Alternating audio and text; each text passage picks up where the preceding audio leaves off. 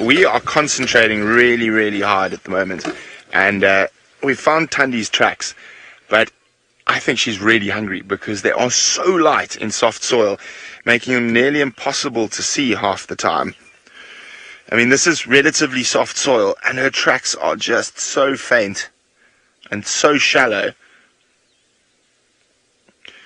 Now, these tracks are from sometime last night by the looks of things. And I'm just judging that from very early this morning, because it looks like there's a, sorry,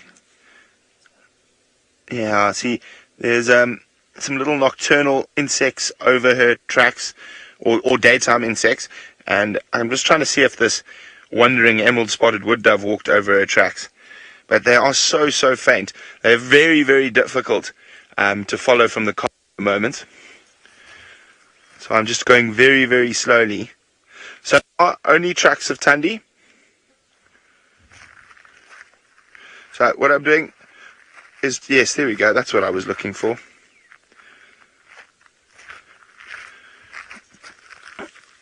So here we go. Just to age the tracks, there is an emerald spotted wood dove that's walked straight across her tracks. Oh dear, Tandi, you're making me work hard this morning. My eyes are straining to look at the ground. Now we're going to head towards Gwari Pan. That's where the tracks are heading. And just try to figure out where she's going from here. There are some kudu around here. As I said, she's passed through this area a while ago. Maybe early last night or late last night.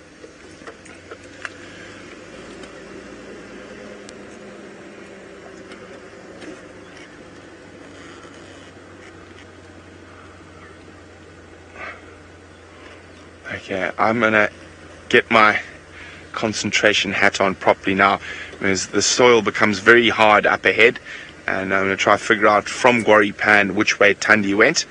And in the meantime, let's go see... Oh, wait, before we do that, I can't resist. Sorry, Taylor, we're going to come to you a little bit later, but I can't resist that. They don't sit nicely like that very often. Looks like a little, not a little acrea, but one of the acrea butterflies just sunning itself, trying to get rid of the dew from the night. Oh, off it flutters. Flutter away, my little flutter, bye. Let's go see someone who's fluttering around on foot, Madam McCurdy.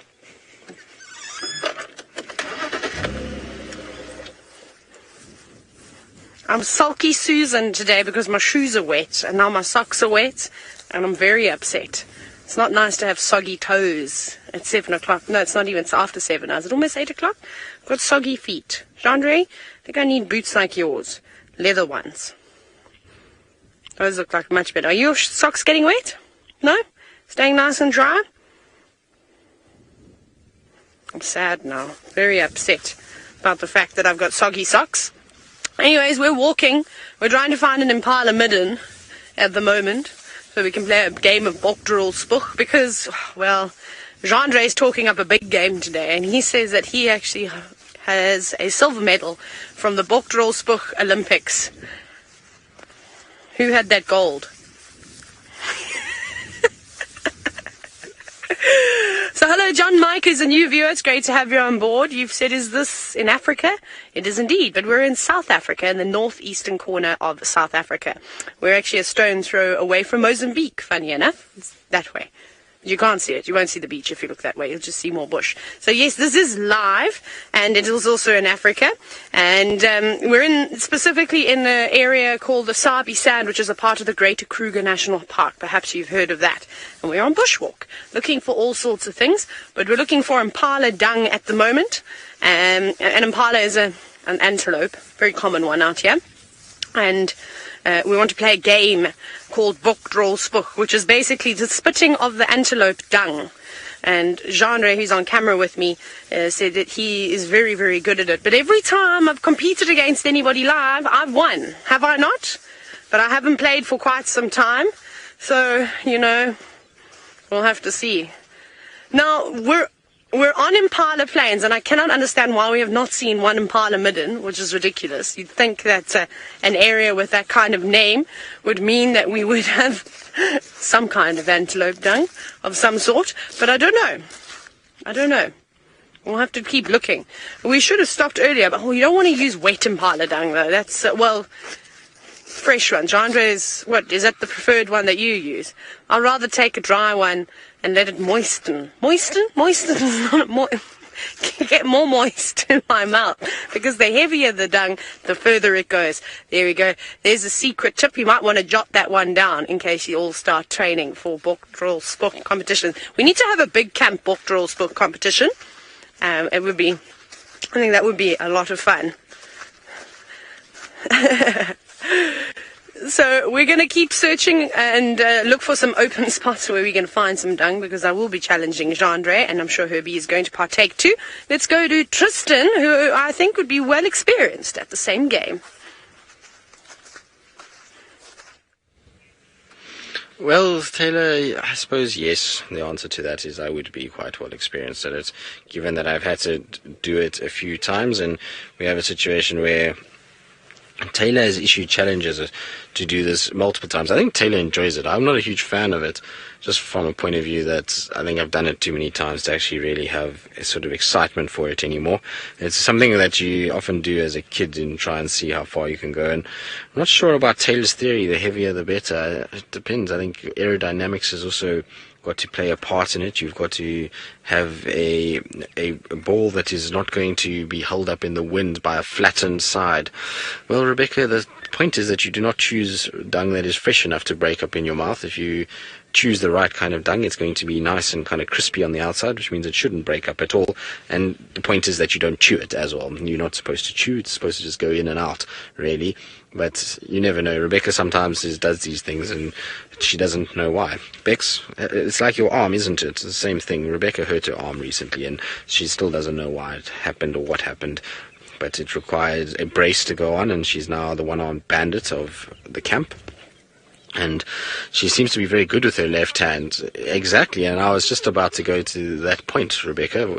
Rebecca read my mind, and I was saying she's the one-armed bandit, but it hasn't seemed to hold her back, because the other day we had a game that required throwing, and Brent, who had a lot to say before the game, went up against Rebecca, and Rebecca just cleaned the floor with Brent and absolutely smashed him in the game, even though she was using her left arm, which is her supposedly weaker arm, and was able to kind of beat him. So Brent was then sulking, and Rebecca won the game, and we're not going to let Brent live that down anytime soon. We're going to have a situation where we're just going to keep bringing it up whenever we can, because we know Brent doesn't like to lose at anything. Good. Now we're talking about actual things to do with safari. We're going to probably leave Hosana shortly. He's, I doubt, going to do much more than what he's already done and get up and move into a little shady spot. He's now found himself a really good spot, and so I was thinking we'll just pop down to the dam and see what our hippo's up to, see if there's any interesting birds around, and maybe our crocs are around. I know that Taylor will probably want an update on Snappy and see what he's doing, so we'll probably go and head off in that direction. I just want to see now when this car leaves if he's going to move or if he's going to just stay down. I was wondering if he might just pop his head up and show us those beautiful eyes one last time.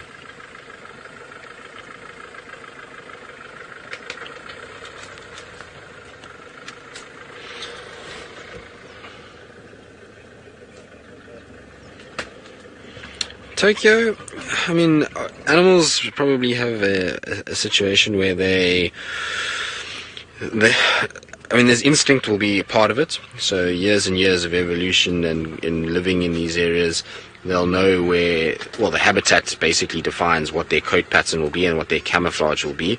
And most animals, as long as they can get into any sort of area where they feel like they are being hidden by plants as leaves or branches or grasses will know that they camouflage because their coloration, their markings are designed to be in the habitat that they're in. So I don't know if it's a conscious decision to know that I'll camouflage in that bush over there if I go and sit there. I think it's more a situation that the animal is designed perfectly or evolved perfectly to camouflage as well as possible, and then it gets itself, in the environment that it occurs is an area where it will camouflage on pretty much everything it goes into. And so things like leopards, they camouflage in the grass and the trees, and they are very kind of prolific in areas where you've got dense, thick vegetation that they can sort of survive in.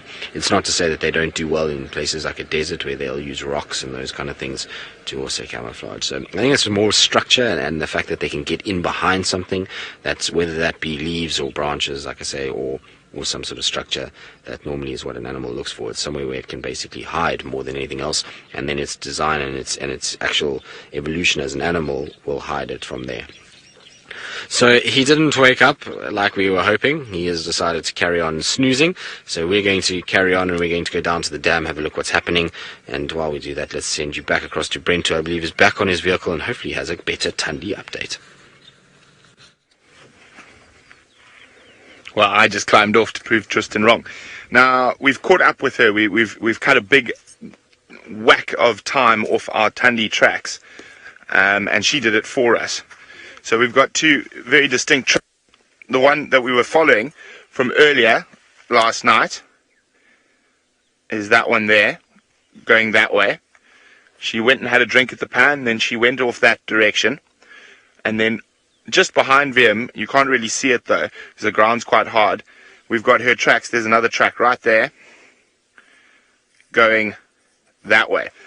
This track is from this morning. It's on top of the the emerald spotted wood doves. There's no other tracks of little nocturnal critters like centipedes, millipedes, scorpions, or anything like that on top. So we've probably whacked off a good 6 or 7 hours on the tracks. So that's very exciting. So these tracks are from this morning, and they're heading straight down Quarry Pan. And again, she is going... She seems to be just walking on her tiptoes very, very lightly, making the tracking quite time consuming, especially from a vehicle. We have to go extra slow. On foot it is a bit easier. So we're just going to see if she comes out down here now. So I've been on foot around this area for a little bit, just trying to figure. Oh goodness, here she does it again. And she seems to be walking on the middle of the road where it's quite hard and there's quite a lot of vegetation. Oh, there are the tracks there, have you? Those her? Yeah, that's her, okay. So, hopefully she's not too far. Just going to go very, very slowly through here. So we've cut off, as I said, a good couple of hours. I just want to make sure, yeah, she doesn't cut off and head towards, there's a big game path that goes through here. This is very exciting.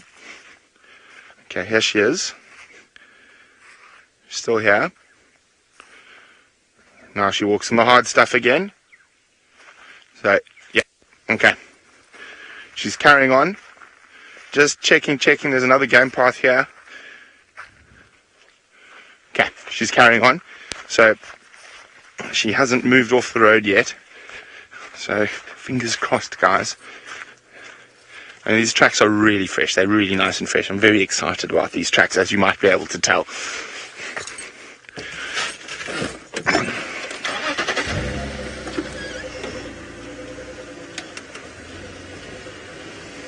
So now when you get onto these really hard patches like this, it can be quite difficult. So what I tend to do is try to drive off the road a little bit, even though it's a bit more bumpy. So if I don't find tracks on the softer section afterwards, I can come back and look very carefully without having driven over her tracks already.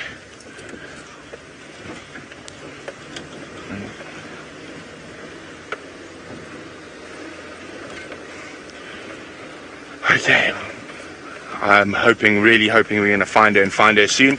In the meantime, while I concentrate on searching for our beloved Thandi, let's send you to Tristan at the waterhole with some water back. I am indeed, Brenty, and good luck. Hopefully you do find Thandi, and hopefully we can solve this mystery as to what's going on with her and with the little one that she had, or has. As we say, we don't really know what's going on. We haven't found too many tracks, and so hopefully the kind of mystery can be solved soon. And I'm hoping it's because she's still with the little one and that we see the two of them together this morning. Wouldn't that be nice? Now, we are with our waterbuck. These are our two little babies that seem to not be with moms at the moment. They seem to be orphaned.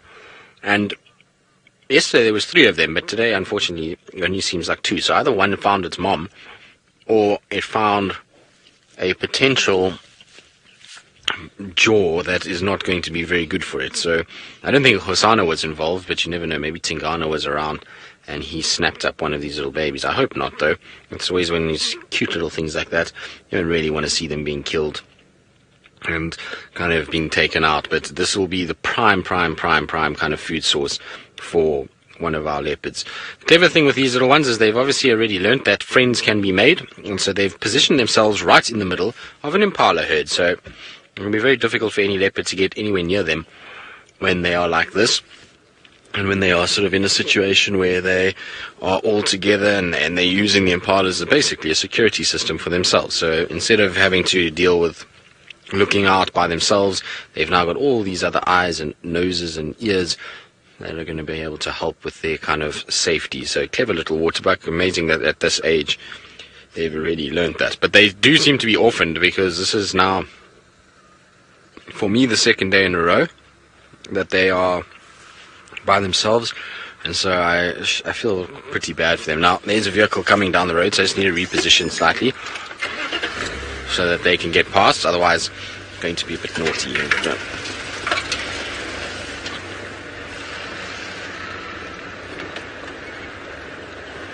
So Venom, who is first time you're watching, and you are inquiring as to whether this is a live feed because it's after 2 o'clock in the morning. Well, it is a live feed, so welcome to Safari Live and to our addiction that we have for many people. It's a live feed that comes out of South Africa, and that's why it is at the time that it is in your part of the world. And so here in South Africa, it is 8 o'clock, well, 20 past 8 in the morning, 8:15 in the morning, and so it's the perfect time to be out on safari for us, which unfortunately means that it is a little bit late in the evening for all of you in that side of the world. But hopefully you'll continue to watch and that you'll ask lots of questions. We answer any questions that you may have about the animals of South Africa and, you know, South Africa in general, even Africa in general. We get into all kinds of interesting debates. But what we're currently looking at is one of our most common antelope, which is the impalas off to the sort of right-hand side, and then 2 baby little waterbuck in amongst them, which are the ones with the little white rings on their bottoms that are walking away from us. So Ginger, yes, these waterbuck are old enough to feed on their own. They probably would have still been suckling a little bit, but they will be able to get enough nutrients from the grass itself. And so they will be able to get enough food to survive. You can see their condition is still good, even though they're in a situation where they are very, very small, and you would find if this was a cat, they would definitely not be able to survive. But as little ones like this, they can still eat vegetation, and they'll be able to kind of keep going and should be able to survive. The problem that they're going to have is that there is, at some point, that they're going to be separated. The impalas are not going to stay with them all the time, and they are going to get themselves into a situation where they're going to have to try and kind of stay away from lions and leopard and various other things. And in fact, the Nkuhuma Pride was on this open area last night, so that might be the reason why there's only the 2 of them and not 3. The Nkuhumas would have loved to have come across 3 little baby waterbuck on their own. So it's going to be really tough, even though they can feed. You can see the one is actually busy feeding at the moment. It's busy grazing. So even though they can, it's going to be very difficult. Right, now we have got some impalas down here at Chitwa Dam. It sounds like Taylor's got some impalas wherever she may be, and she maybe even has their droppings that she wants to spit out. We have got all the things here today, Tristan. Impala in the distance, dung in the hand, because we're ready for the game of Bokdrol Spoeg 2018 Championships. And the crowd goes wild. I'm hungry now. I'm getting desperate. The voices are starting to talk to me. Anyways, so we're ready to play. Herbie, come. Have you chosen your dung yet? Okay, Herbie's going to go first. Here's the line. We have got the wind against us today. Herbie, if you can't get it over that bump there, you got to go back for training. Come on, let's see how it goes. Right, Herbie's first up for the Bokdrol Spoeg competition.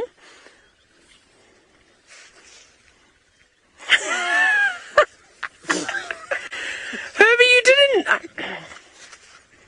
Herbie's went here.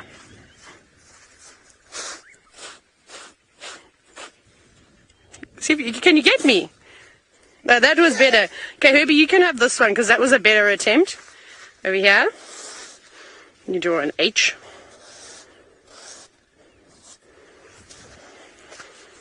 My turn now. Right.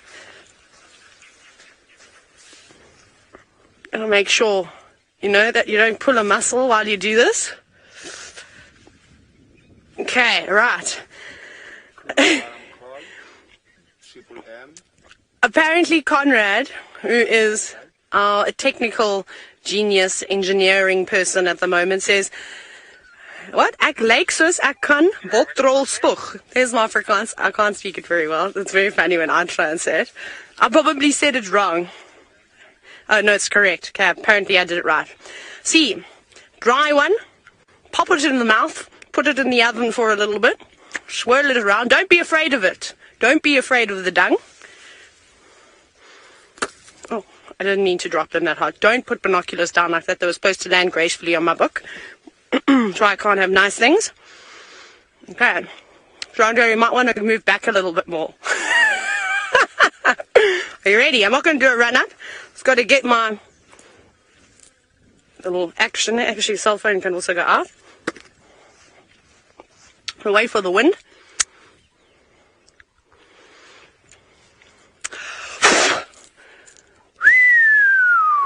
I told you to take a few steps back. Look. Look how far that is. Actually, I should have picked up my binoculars to be able to see where it's going. Alicia was very surprised that I kept the piece of dung in my mouth for long. That's the trick. You want to get it moist. But now Jean-André's got to go. How are we going to do this? Jean-André, we haven't worked out how Jean-André's going to do it yet, but he's told me that he's the best. One of the best in the country. We're going to put this to test now, and we're going to see. How can I film you? I don't think I can. Can I film you? You're going to have to do it like this. Wait, we're going to play quickly, Rebecca. Quickly. Please can we just, because we're going to move on from now. Please can we play the game before we go? Please. Please. Pretty please. You're making me beg live. More. Come, Jean-André. Go. Go for it. Okay, Jean-André's going to go. He's put it in his mouth. He's ready. He's going to show you. I'll be on the sidelines. Marking. Pressure, Jean-André. You talked a big game. You talked a big game. Oh, snap.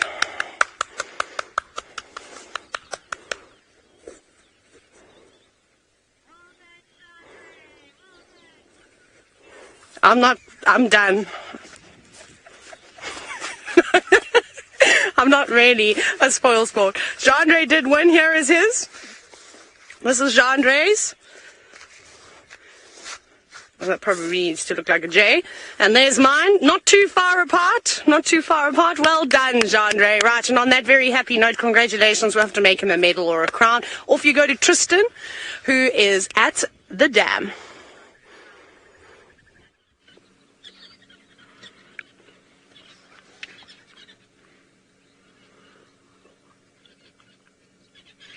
Now, as you can see, we've come down to the dam itself, so we're watching the impalas and the water back, and then we thought we'll just come down this way and have a little look at what's going on. And so there is our resident darter, Chitwa Dam.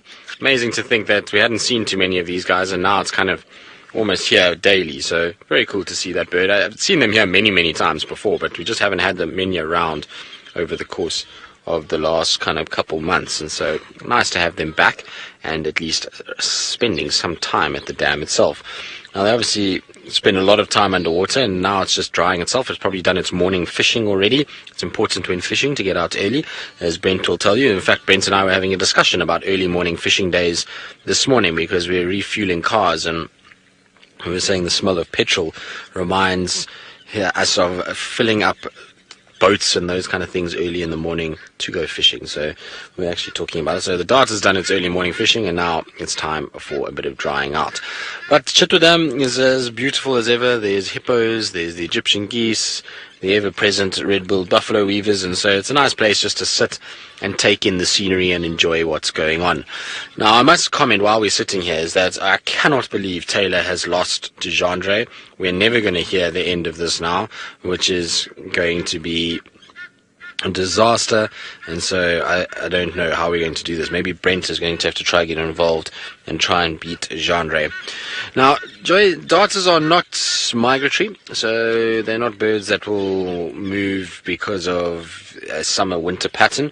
They're birds that generally move because of conditions. So you probably find the reason why we didn't see too many darters around Chitwa is because we've just had the most horrible droughts, and that's meant that it's been very dry and very kind of difficult for birds to kind of fly from one water source to the next in order to find Chitwa Dam. There was not very much water around us, so that's probably why we haven't been seeing too many of them. Like I say, in 2012, 2011, there was actually 2 darters that used to live here regularly. We used to see them quite a bit. And what have you seen? Okay, is there another one?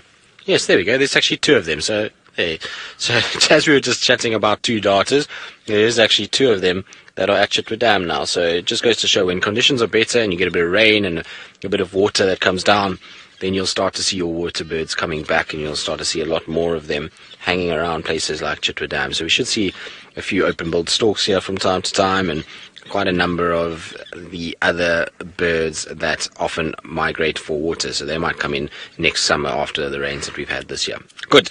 Let's carry on looking around, see what else we can find, and maybe try and catch up with Boris and Vlad. And while we do that, Brent, who's still tracking, seems to be hot on the heels of Thandi. And our dear Thandi has pulled one of her favorite tricks, which means it's time for me to do some work. So she's gone off the road into these very thick areas behind me. There's a river system there, but the one south of Groipan.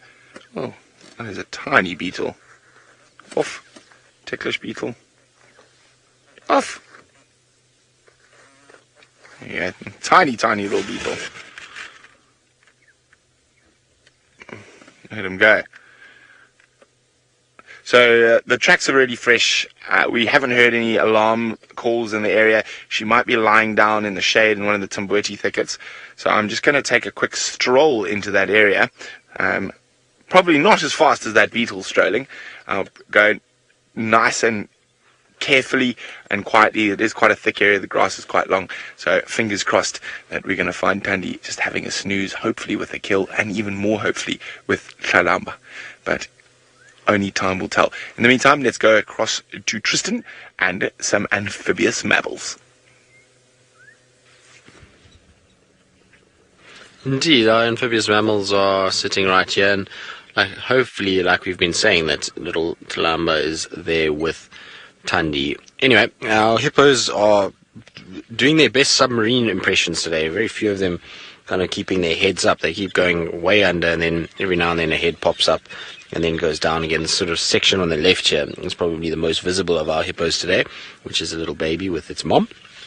And it's using mom as basically a pillow, probably. Every now and then you just see mom's back come up and the little baby's head go over the top of mom's back.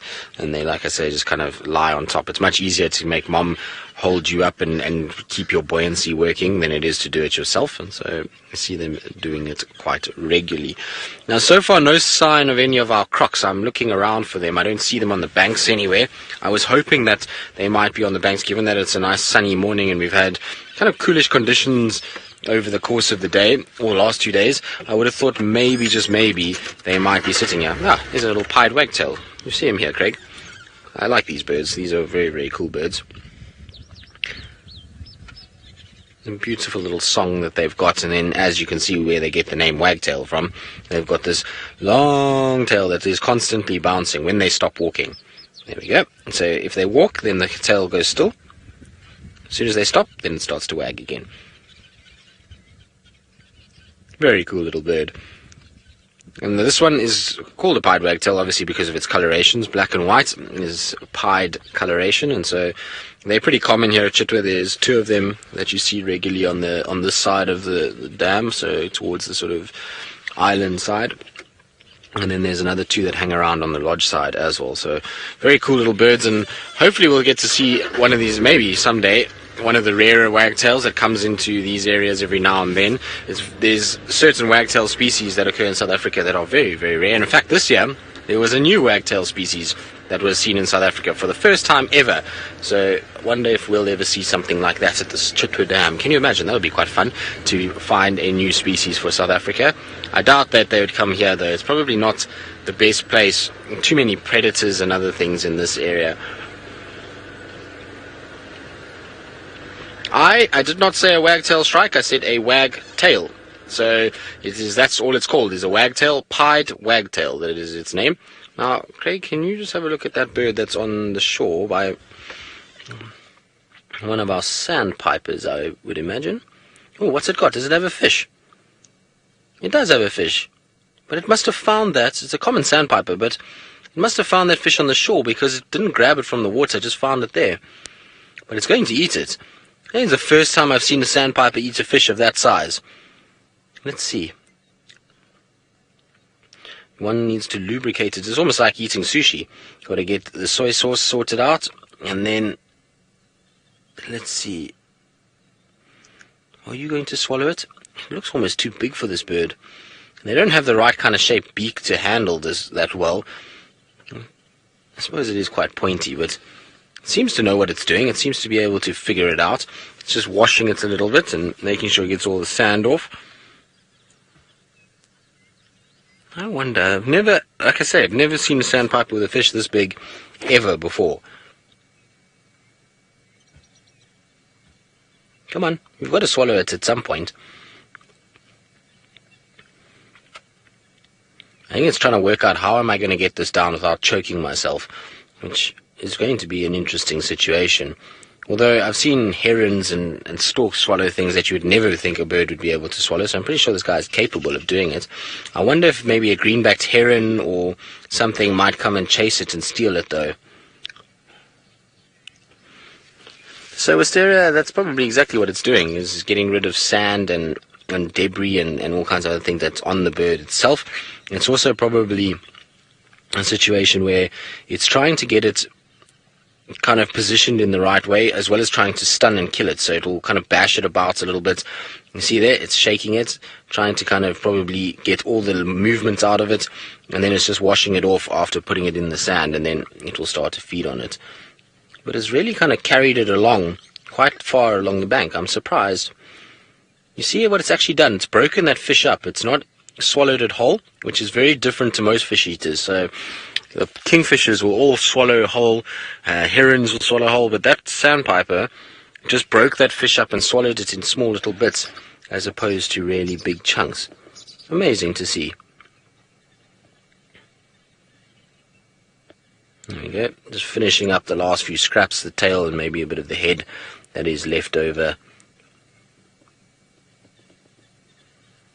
Still looks like it's a bit big for it.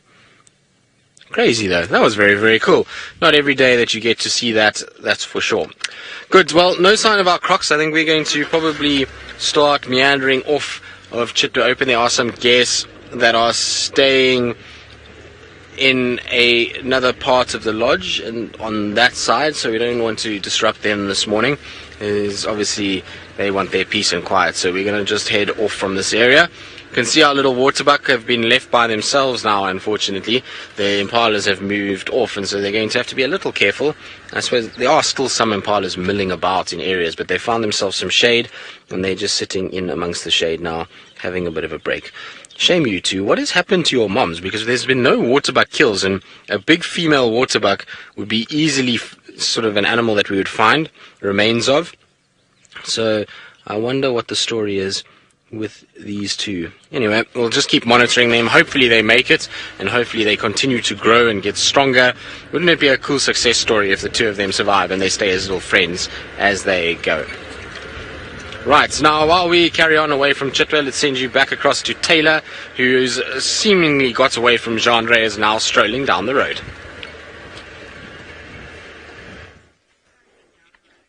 We are, but now I just have to apologize right off the bat for the corrugations as we walk down Triple M.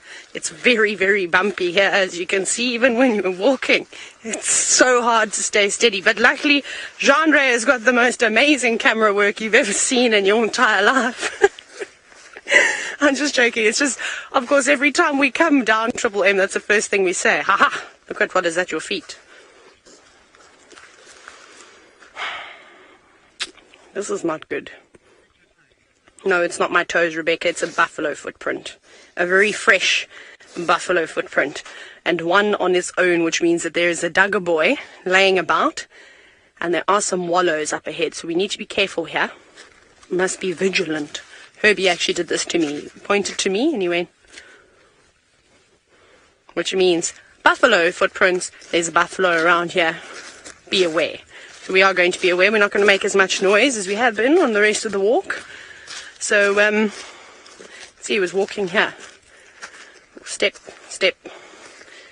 Where did he go from here? He carried on a little bit further. I don't see any tracks crossing through this drainage. No, he was still walking. Okay. So we're kind of on his tracks at the moment, which I suppose is the better option, just to stick on them. It's the grass is so tall in here, we'll walk straight into a buffalo. So we're probably not going to go off-road. We're going to wait till we get to the next decent road, or at least if there's an old true track we can jump onto, we'll probably do that. But for now, we are going to walk on Triple M just because it's a safety issue. I don't know where this buffalo has gone now. He could be anywhere. Now, Herbie, he crossed. Herbie says he goes off the road here and goes into Djuma. And we probably won't be following up on him. Do we want to lift? What's the time? No, I think we'll be okay. Oh, Rebecca's worried about our safety. No, you don't have to worry about our safety. We're just not going to go in the direction that the buffalo has gone, which is why we will stick on the road, because it's fairly open.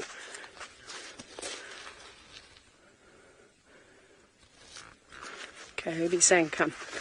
They're, I think he thought he'd seen something in the distance. I just saw when Herbie does an immediate halt like that, so do I. Try and mimic his movements. There is a vehicle just coming past us, so we'll let them carry on. But he could be in here. There's some really, really nice mud wallows that have filled up with this last bit of rain that I'm pretty sure he'll sort of go into and rest in them for the rest of the morning. It's a really, really hot, humid day. Oh, I'll try to wave at Justin and I dropped my book. Goodness gracious. And Justin's one of the guys from Simbambili. And anyways, so we don't want to go walking through there for many different reasons, so we won't. Looks like there's been a lot of scrub here around. You can just see by all the feces. Look at all that dung. Great to use to test the wind, but not on a day like today when we have had a bit of rain. It's a bit soaked right through. We'll have to wait for that to dry out. Anyways, let's go back to Tristan. He has found himself a reptile this morning. I do indeed. I've got probably one of the most relaxed Nile monitors I've seen in a long time. This guy is sitting literally right next to the car. I didn't spot it until the last second, and it's actually not moved at all since we parked. So we're literally, I would say, what do you think, Craig? 2 meters from us? It's not very far at all, and it's a beautiful specimen of a monitor lizard. I wonder if this is the same one we've seen a few times, kind of roaming up and down Chitwa old driveway. It seems to be one that hangs around all these pan systems and is often hunting frogs and various other things. But very cool to see. They're not, lizards that we get to spend a lot of time with. And from the small lizard that Taylor had on walk this morning, the little bushveld lizard that she had, to one of these guys, which is massive. And look at the coloration in these guys. Often everyone kind of thinks of them as horrible, ugly animals, but you can see there's oranges, yellows, whites, and then blacks mixed in all together that make for quite a beautiful kind of coloration. Almost reminds me of a pixelated sort of eye test that you could get. So we know James has whipped out those circles with the different colors that they test for color blindness. So it almost reminds me of that a little bit. But we can see it's a Nile monitor from that very sharp pointy head. It kind of ends in quite a sharp end to it, whereas if it was a rock monitor, it would be blunted, rounded head. Also, a rock monitor is far less colorful than this. They're more a gray coloration than these guys that have these more kind of orange and yellows. That will help them camouflage quite nicely in reeded sections. Now, I'm pretty sure that this monitor is actually just sunning itself. It's not actively looking for food or anything like that. It's just in a situation where it's been a coolish kind of start to the day. There's been a bit of cloud cover. Now the sun is coming out, and it's the perfect time to just heat up that body and get that metabolism working. So Ravinda, they do have huge claws that they'll use, and they need them to negotiate areas that they move around through. So that will help them to be able to climb, to be able to grip on vegetation when they are trying to walk over things like reeds and very dense thickets on the edges of water, as well as to grip any prey that they might grab. They're able to then just hold it with their legs. So Sharon, no, this lizard is not poisonous. Remember that poisonous and venomous are two very different things. So poisonous is if I had to eat this lizard that I would get sick. So no, this lizard is not poisonous, and it's also not venomous in that it doesn't have any venom that it can inject into me to kill me. Now, some lizards in the world, like the Komodo dragon, they're not venomous creatures. That it's just that they contain so much bacteria within their mouth parts that when if they had to bite you, and the bacteria content that is inside the mouth that is not actually produced by the lizard itself would be enough to hurt you and to maybe cause some damage and potentially kill you. So, it's more that than the actual lizards producing venom. Very few lizards produce a venom that can kill anybody. In fact, I don't think there are many none in South Africa that I know of. Good. Well, I think our little lizard's going to stick around, stay where it is. I don't want to disturb it too much, so we're going to just slowly drive off and hope that our lizard doesn't leave his little sun tanning spot. You never want to ruin somebody's suntan. While we do that, though, let's go back across to Brent, who seems as though he's been out of his vehicle and maybe he's been doing some sun tanning of his own.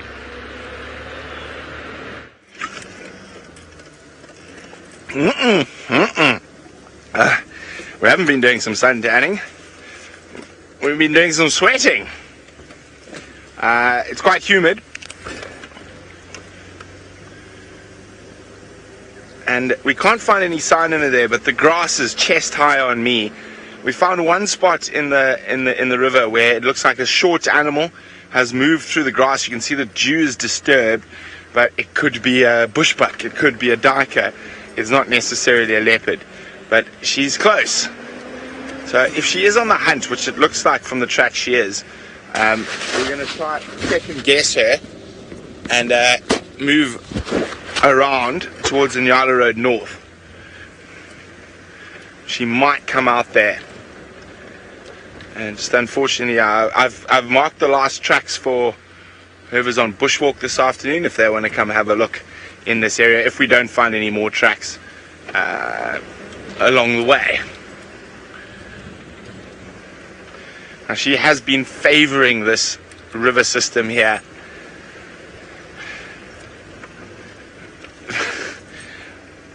Oh my goodness, I said she's been favoring this river system here, and it sounds like Taylor's found a very short animal. I wonder if it's James Henry, because he's due back today.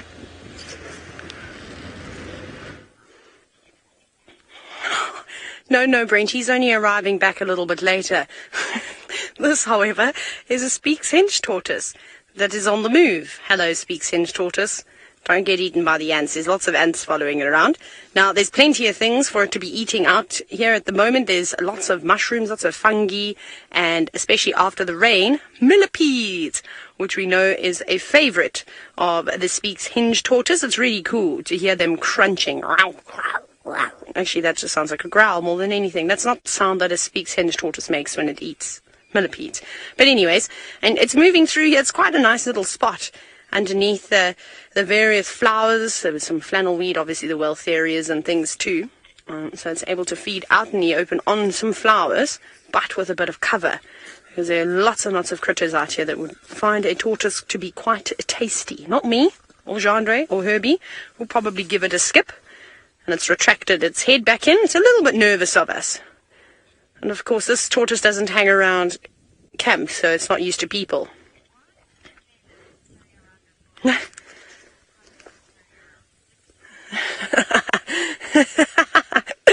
Debbie, a great question from you about why I carry this book around versus when my male colleagues carry around sticks. I don't know. Maybe it makes them feel better about themselves that they carry a stick in their hand. I have absolutely no idea. I've lost my pen, though. I normally always keep a book on me. I've lost my small notepad that used to actually sit in my pocket. And the reason why I always carry notepads is if I see something that I don't know, for instance, a flower, a piece of grass, I can actually take it and press it in the book and keep it. Or I can jot down a note, or maybe some interesting behavior or an insect that I've seen, things like that. So that's why I always carry a notebook with me, is just to keep track of things that are going on if I find something I don't know. Like I said, I don't know why the guys carry sticks around. Brent's getting a bit old, so he needs one, to help him. He's got a gammy hip, so Brent's got to have one of those. James, I don't know why they carry sticks around. I used to carry a pointing stick to circle tracks and things like that, but I know James has got a serious walking stick. I don't know, perhaps it's also age related. Us young folk, I don't think Tristan carries anything. Tristan just does this. Tristan uses his hands more than anybody that I've ever seen. He just talks, and then he'll be doing all sorts of amazing things when he talks. He gesticulates. Yes, there we go. That's Rebecca's favorite word. She's used it normally about 6 to 7 times a day. So there we go, Debbie. That is why I keep my notebook on me. But now I need to go hunting for my pen at some point. Alexandra, the tortoise is coming out towards you now. Don't be scared of him. Oh, very nice light, at least, creeping out. And Andre's shoes. Maybe they look like giant millipedes. No. Going to clamber across this unlevel ground. Going downhill now. Watch how quickly it goes. Look at that speed. If you blink, you might miss it. Off it goes. Into the tall grass where I'm sure it will feel a lot safer.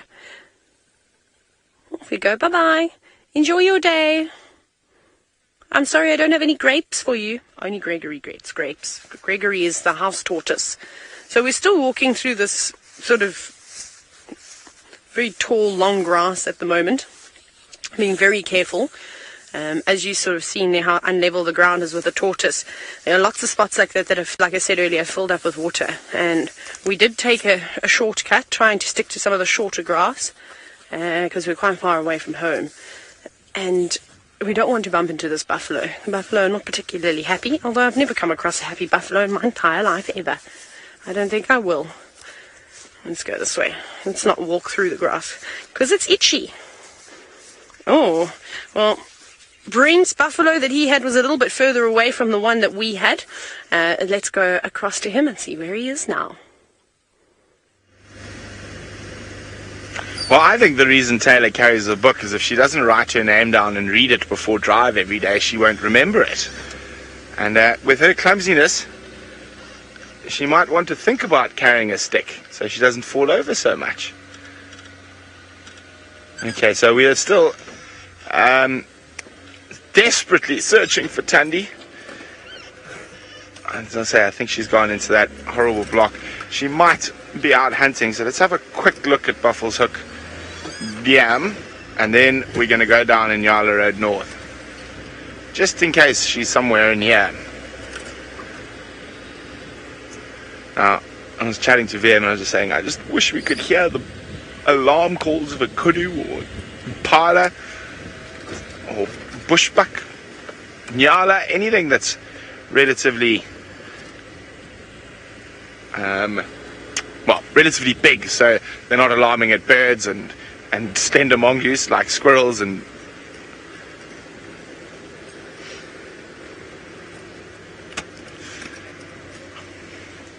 now. I've been saying these are Tundi's tracks in Lisa.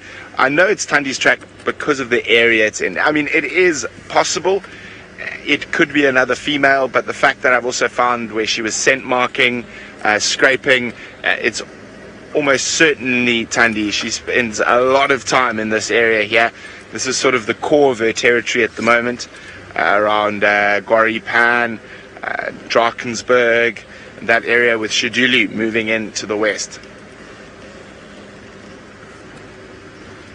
Come on, Tandy, be kind. Be lying on Buffelshoek Dam wall.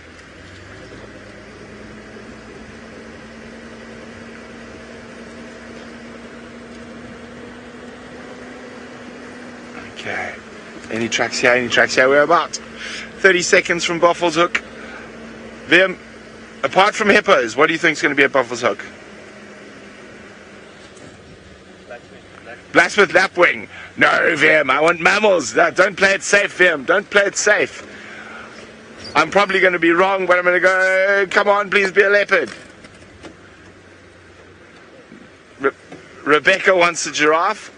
I think Rebecca and I are both going to be wrong, and Vim with his safe Blacksmith Lapwing is probably going to be spot on, but we're all wrong. It's Impala. Hello, Impalalas. Little bachelor group of Impala. Now, let us just move a little bit further down the wall because I've spotted something else. Vim, I'm not seeing any Blacksmith Lapwings. No, Vim, I don't understand it. There's no Blacksmith. No, those aren't Blacksmith Lapwings. Vim, there we go. Vim and his safe course. Ooh, little family of warthogs wallowing.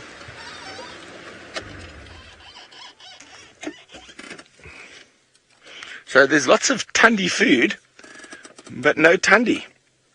Those little pigs would make a delicious snack for a leopard.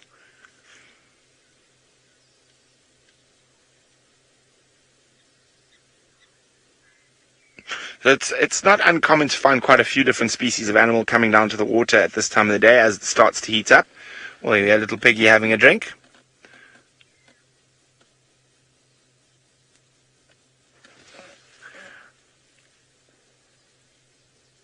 It's always good to just sit quietly and listen for a few seconds in this area because we're quite high. Oh, he's going to have a rub. Oh, isn't that nice? A little chin tickle.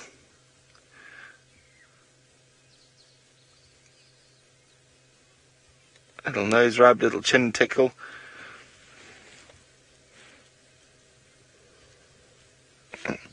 So Mom's done quite well to get two little ones to that size. Oh. No, they decided there's something they don't like. Tails up in the air, off we go. Into the grass. Now, there's a lovely grey heron. Has just not started fishing yet. He's just sort of warming up, getting ready for the morning. Or the day, should I say. Head tucked in. He's standing on one leg. He's standing on one leg. You can just see the feet of the other leg tucked in there. Now, quite often, a lot of bird species will stand in one leg and they will change legs. And especially if they manage to get into a good spot like that one, then they're very, very still. And they're conserving their energy. Now all the impala are running. What is going on? Oh, there's a terrapin steering. Sorry, the impala just took off, but they're not snorting. Maybe they're just full of the joy of the morning. Now, where's that terrapin? Has that terrapin gone? Oh, the heron's moved and the terrapin, I think, ducked into the water. Is that a terrapin? It is a terrapin. There's a terrapin. But alas, no barks, snorts, cackles, breaking the beautiful morning sounds around Buffelshoek. Okay, let's keep moving. Let's go check Inyala Road.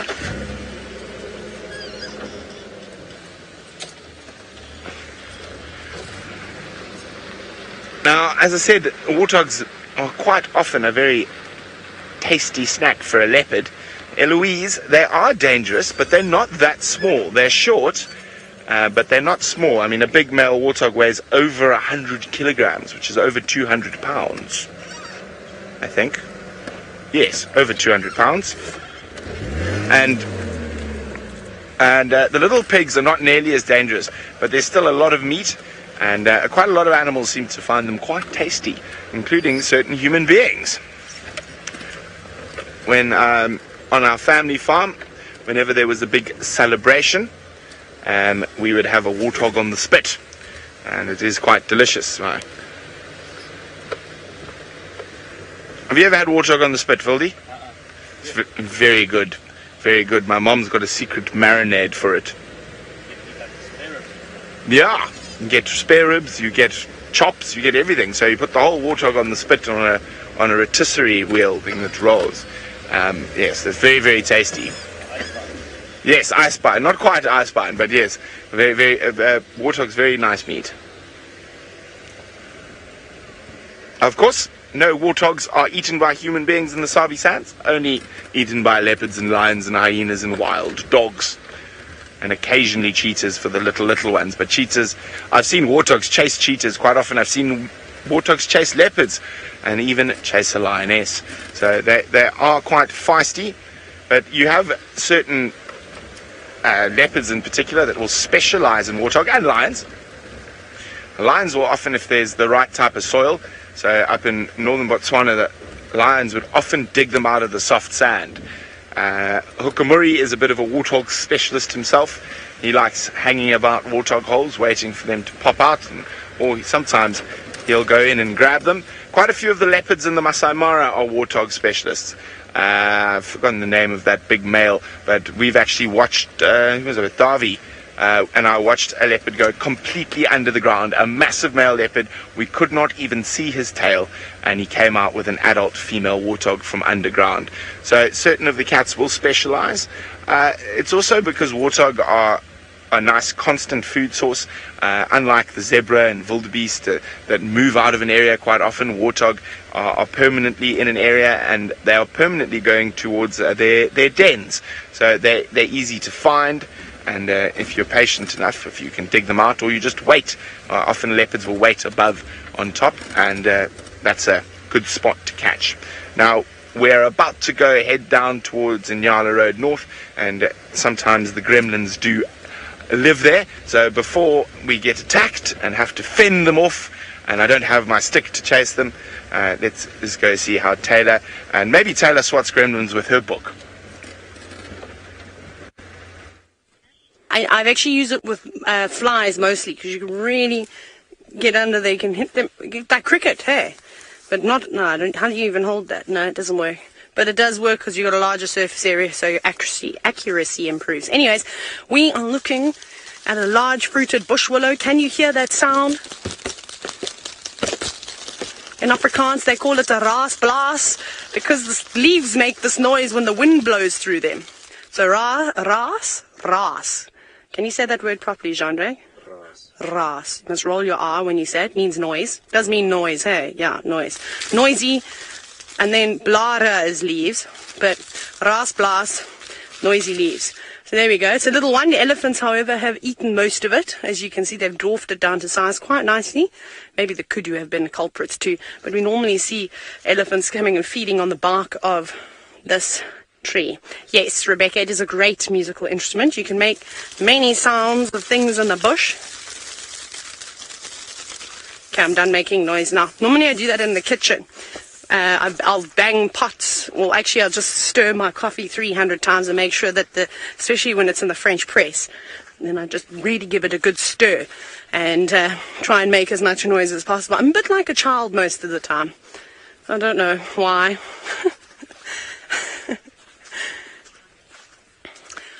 Oh, Tristan's found it. Remember how I said to you earlier, I've lost my black pen and I can't find it. I don't know what happened to it. I think Tristan may have found it. Tristan said he's found a pen on the road. Did he find it on Philemon's cut line? I think he has. I think that it is the right pen. The ink has to look like this. Where's Herbie's drawing? This is what that's Senzel's drawing. This is what the ink should look like. So let's jump on board with Tristan and see if he tests it, if it's the right pen. Well, that is the pen.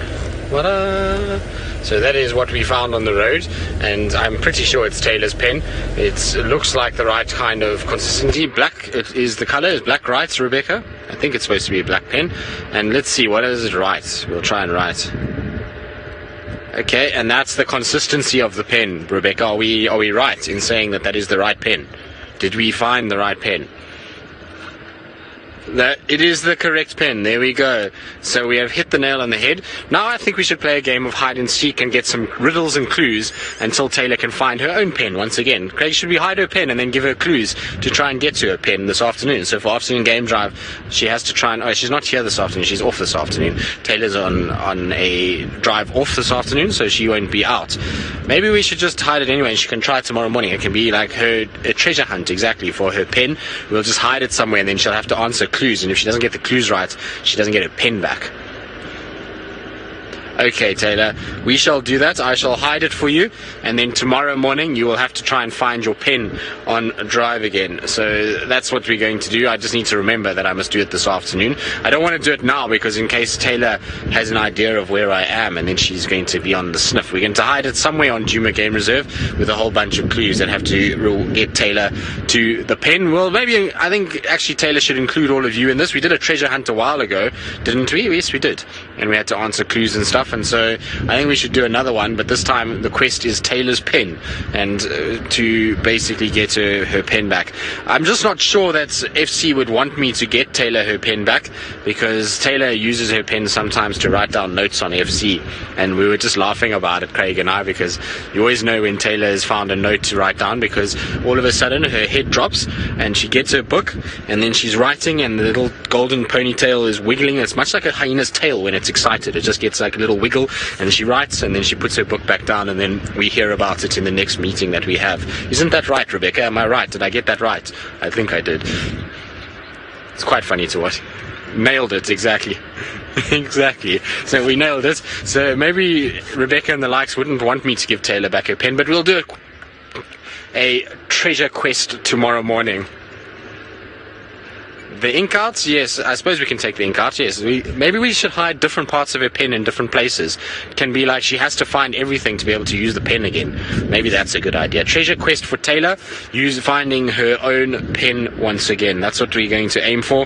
Poor Taylor is going to probably hate us for dismantling her pen. Anyway, let's head home and think about where we're going to hide it. While we do that, let's send you back across to Brent and see what he thinks about a treasure hunt for Taylor's pen.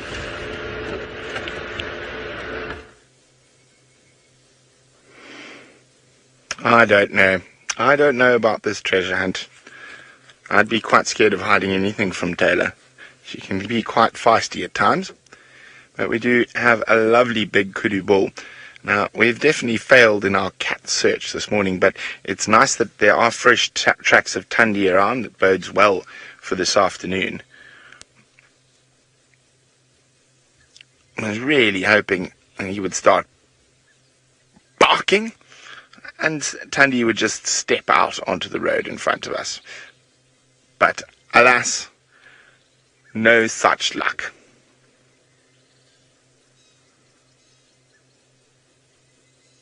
Well, what have you spotted? No, not a leopard.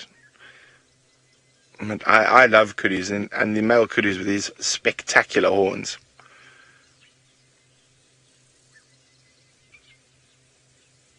We've seen quite a few kudus this morning. But I know Viem's favourite kudu is the kudu that's barking at a leopard. That is the one type of kudu we haven't found today. We found female kudus, baby kudus, we found walking kudus, we found kudus chewing the cud. But alas, no kudus barking at a leopard. So I think we figured out what the monkeys were alarm calling it this morning. It sounds like Tingana was just south of Twin Dams, but without any view from us. Now remember, we're not only taking you on wild adventures in the African wild, we're hoping to take you on incredible oceanic adventures under the water. So remember to check out the Kickstarter campaign for Dive Live. There should be a little thingy-mabob coming across the bottom of the screen telling you where to look, because I am terrible at doing what dot. I don't know if those who you remember right in the beginning when I first joined, I could not say questions at wildearth.tv when we used to take questions via email, not by Twitter. I'd be like, wildearth at questions, and earth wild questions. I could just never get it right. I even wrote it on my leg eventually. And then, of course, by the time I got it right, we stopped using the questions at wildearth.tv. But anyway, let's hope Tundi appears this afternoon, but we'll see you all in a few short hours.